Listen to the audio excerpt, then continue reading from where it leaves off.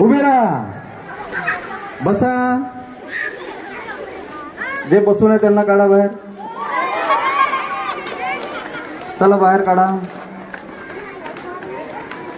रडा, हसा, बसा. हा चला बसलेले सर्व निघा. चला मॅक्झिमम बसलेले आहे. पंकज सर काढा त्यांना बाहेर.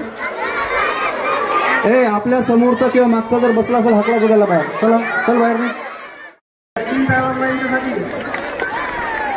अरे आनंद काय वाजली पाहिजे. आता कसं वाटतंय?